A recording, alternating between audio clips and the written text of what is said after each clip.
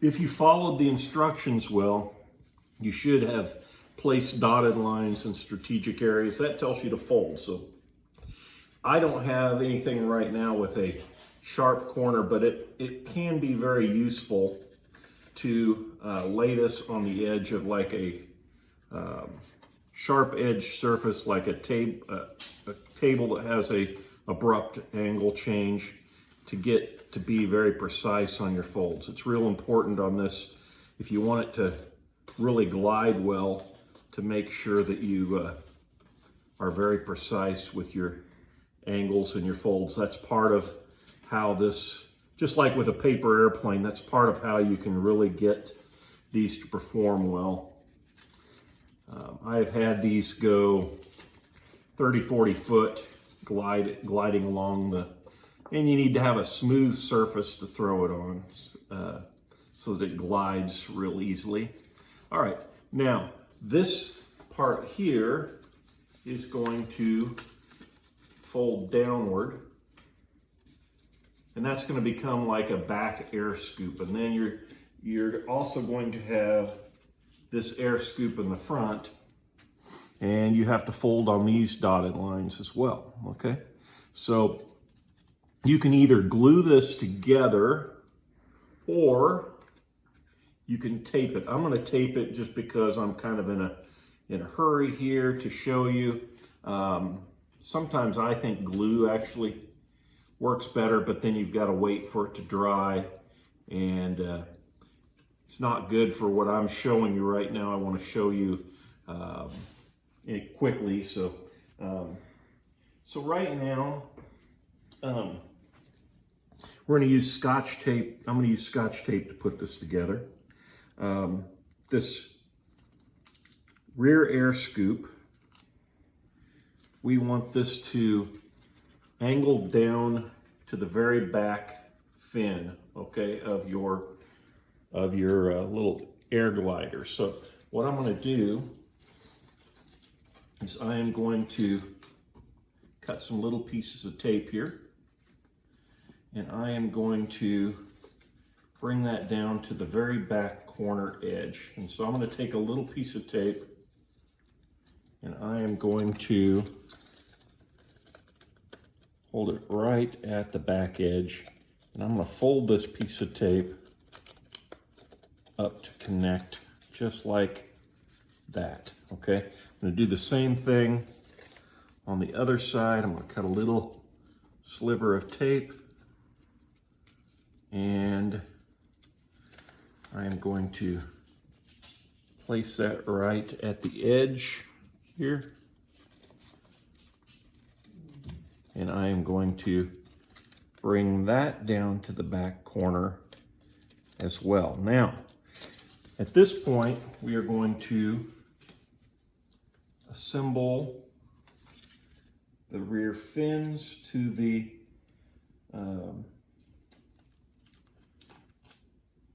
glider. So I'm going to get me a strip of tape here, and they attach right here on the outside edge of this glider. So I would put a piece of tape right here, crimp it right there, and I would also put another piece on the inside edge of your glider. Let me get a piece of tape here. All right.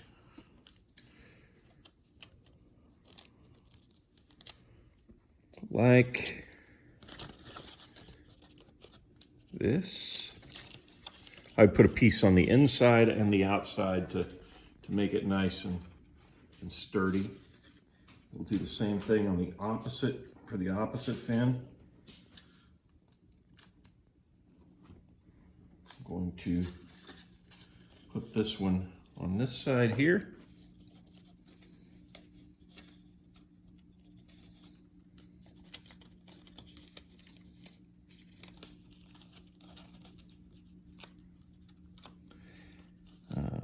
I would use a bit more tape than I'm using right here, just so that it's nice and sturdy.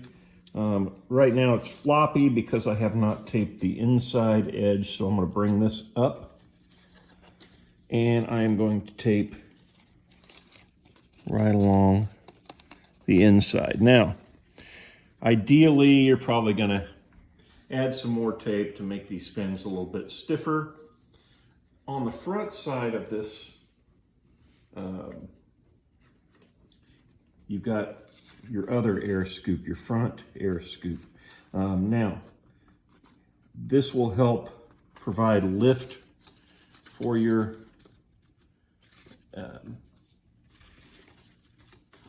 air glider, and this will go underneath your glider just like that, okay? With the thinnest edge toward the front and the wider scoop part toward the back. And what that's going to do is provide the lift, just a slight amount of lift for the front of your glider. And you will just simply tape and reinforce that in there at that angle that the scoop is made at. So I'm going to put a piece of tape right here on this side of the scoop, and I'll place one on the opposite side of the scoop.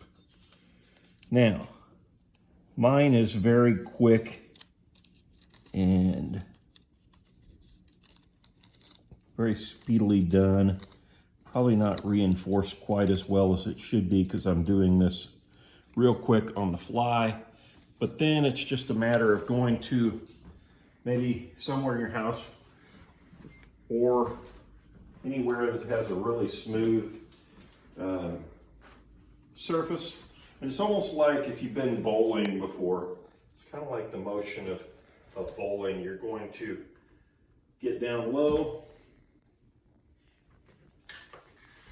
and you're just going to slide it along, glide it along. I've had students go, 25, 30 foot with these. I actually one year had one that went perfect and went all the way down the spurring hall almost to the end. It was amazing. But the student had perfect form. Some students will throw them like they're throwing a bowling ball. Other students will just tap them with their hand behind there to get them to go. But that's a good measurement exercise in checking how accurate you are. If you want to test your skills on how well you can draw, how accurate you can measure, this is an awesome project for you. Thanks. Have a good day.